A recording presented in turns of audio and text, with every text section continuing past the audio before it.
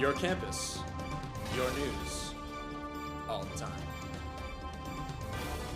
From the Showman Studio, here is the Husky Update. Welcome to the Husky Update, live from Showman Studios. We're covering the largest stories here at Northeastern and around the world. Hi, I'm Andrew Longo. And I'm Isha Walia.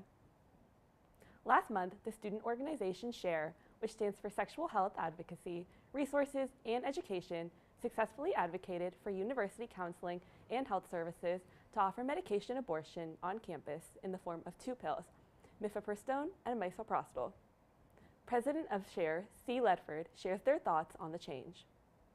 The community response has been super positive. A lot of people have come up to us and let us know that they're really shocked that this wasn't an option on campus earlier, and that they're really happy about the work that we've been doing, as well as concern that it's going to be stripped away on campus because of the political climate.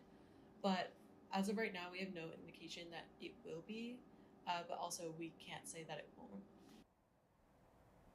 The pill is free to all students at the university, regardless of insurance. This past week was Wellness Week on campus, where different organizations hosted events to help students manage their stress during midterm season. Events ranged from making plant decorations and button making to toasting s'mores in the quad. Multiple events were hosted every day by organizations such as the NUPD, Northeastern RSA, and the University Health and Counseling Services to give students the opportunity to take a step back from their studying and exams. If you need them, there are wellness resources available on campus all year, such as Find It Northeastern, the Office of Prevention and Education, and Open. One of Northeastern's newest on-campus establishments, Saxby's, has already become a staple among students. But behind the menu is a special mission. I had the chance to talk to the Saxby's team about how they're benefiting. If you're studying on the second floor of EXP, you'll most likely catch a whiff of grilled cheeses being made and fresh coffee being brewed. And as most students have come to know, that's the smell of Saxby's. And what sets this spot apart is more than just its menu. It's the people behind the counter. The motto of Saxby's is quite good, like it's for students and by students. So it's very good to work with your peers. Aman Sharma is the SVP of Marketing at Saxby's, and like all 30 employees, has worked there since the location opened this past fall. Saxby's is a national chain found at universities across the country, all of which are staffed entirely by students. And I read the job description and I was like, this is just dream to me. Each Saxby's is led by a Student Cafe Executive Officer, or CEO, who oversees the finances and day-to-day operations. At Northeastern, this is a co-op position. I was scrolling through that NU Works and then I just see student CEO and I'm like, there can't be such a thing, right? As a student CEO.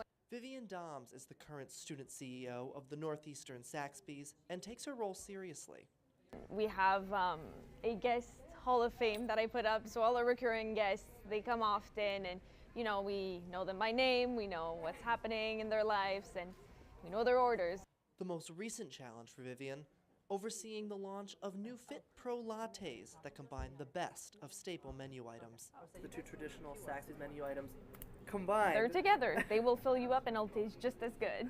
Those iconic menu items, of course, being coffee and the classic grilled cheese. So the grilled cheese is where it started here at Saxby's. A grilled cheese that has provided invaluable working experience to aspiring professionals. But I think this is quite a good learning experience for me. I'm getting the on-ground experience of what happens behind a big organization. And a mission of quality customer service. We want to foster a cafe where we really provide food and drinks that students love and look forward to. Saxby's new menu dropped on February 23rd and features two new Fit Pro lattes. At EXP, Andrew Longo, NUTV News. This Sunday, Boston's St. Patrick's Day Parade will be starting at 11:30 at the Broadway T Station and ending in Andrew Square.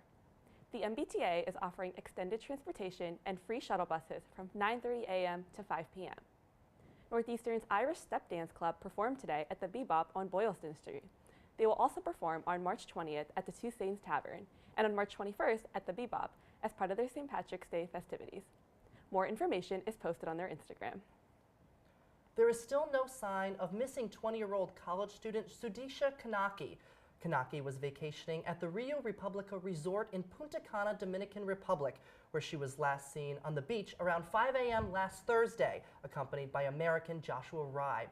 He has reportedly given multiple conflicting stories of the events preceding Kanaki's disappearance, but has not been made a suspect. The desperate search continues and includes officials from the Dominican Republic, the U.S., and India, where Kanaki is a citizen. From the outside, you wouldn't know it, but the Middle East Club in Central Square has a rich history of live music and launching big stars. I paid a visit to the club to see how they're keeping this history alive. With live music and authentic Middle Eastern food, the Middle East Club is a longtime hub for Bostonians that provides exposure and opportunities for local and growing artists. Hi, I'm Clay Fernald, or Clay Inferno. I've been at the Middle East since 2001, if you can believe that. The punk rock lover is in charge of publicity for the Middle East Club. He started the social media accounts in 2007, and the venue's Instagram has since amassed over 25,000 followers. The 50-year-old music scene hasn't always been a bustling concert space, though. It used to be a fine dining Middle Eastern restaurant with tablecloths and waiters and servers. A very classic looking thing, something you might see in a movie, like Casablanca or something. They did have some entertainment, belly dancing, which we continue to do to this day. The venue, which now encompasses 3 different spots, known as Zuzu, Sonia, and Middle East, is a spot where several now big artists once performed in the early days of their careers. Billie Eilish played in Sonia for her first tour when she was very young. We've had Aerosmith play here. We've had just world-class people play here. And for local bands like Win Without from Lowell, Massachusetts, the Middle East Club has been crucial to reaching a wider audience over the last few years. A lot of the times we played here, like, people have come up to us after and like, what's your Instagram? So I would say that. We definitely gotten exposure. The band also enjoys the comfort of the environment. One thing I really like about the Middle East is that, like, it gives you that sort of big show feel in a small venue. And the alternative emo group even ended up selling out a show there. They were over capacity, and they had to turn people away, and it was, like, crazy. And that was one of my best memories in this band. While the Middle East is a hub for bands, it's also popular among Bostonians. I've been coming here for a few years, and at this point I've probably been here like maybe 15 or 20 times. I really love the music that they have here. I'm a big fan of indie and alternative music, and they always have the best like small indie bands coming through. It's also given people a chance to watch their friends and loved ones perform. It's cool to see my friend play here. My boyfriend is in the Blends. For many artists, this classic venue is where it all starts. You might get to see the next Billie Eilish, and you won't even know it. I'm Ishawalia, NUTV News. Thanks for watching. In a significant escalation in the Trump administration's pledge to detain and deport student activists, Mahmoud Khalil, a recent Columbia graduate, was taken into custody by ICE agents on March 8th. Before graduating in December, Khalil was a student activist who helped lead student protests for Palestine that made national headlines this past summer.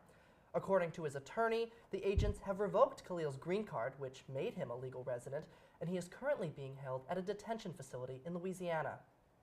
The Trump administration is moving forward with plans to slash nearly half of the Department of Education's workforce, cutting over 1,900 jobs in what officials say is an effort to reduce federal bureaucracy.